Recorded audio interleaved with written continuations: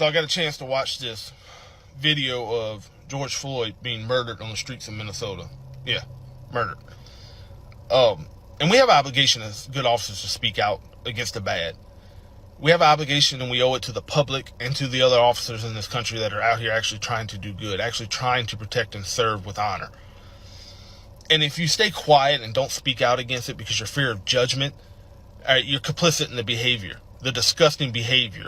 And this video if you haven't seen it, and I'm sure most people have now, it's disgusting.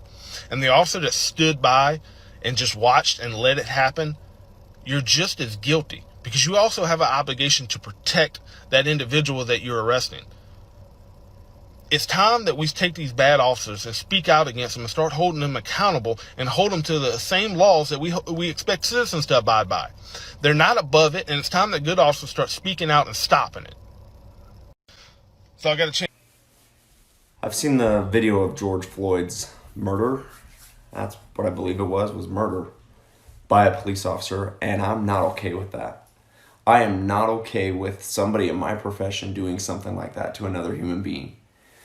The man goes unconscious and they don't even provide CPR or aid to him. They continue to kneel on him. That is not okay. And if you as a police officer can watch that video and not think something's wrong, you are part of this problem. You are part of the problem that we face every single day trying to weed out the bad apples, because you don't admit when somebody did something wrong simply because you're blinded by the police officer family. George Floyd's family, I'm sorry. This was not okay. And I will do everything in my power to ensure that justice is served. I'm sorry. I've been a cop for 23 years. And watching the video of Mr. Floyd being pinned to the ground was one of the worst things I've seen.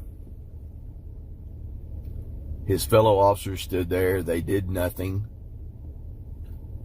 Y'all took an oath, man, the same oath that 800,000 of us have taken, to serve and protect our communities. Officers like this tarnish the badge. They tarnish the oath.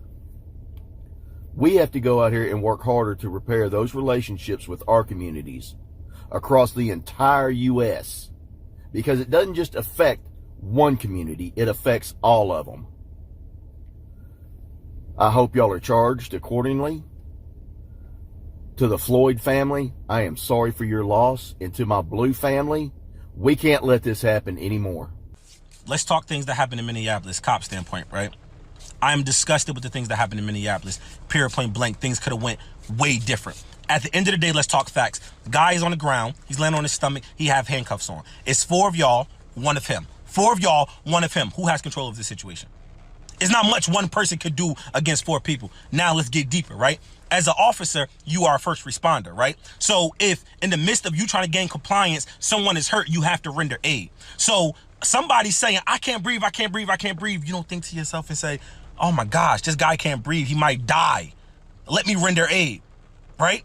Another point, officers, other officers, if you're going to be an officer that's going to stand there and not help when things go wrong, come on, like you don't see that? That's the reason I got behind this badge, right? Because I want them officers that's afraid to step up, I want to be the one to step up. If I see wrong happening, wrong is not happening in my presence, right? I'm going to check it. And that's period.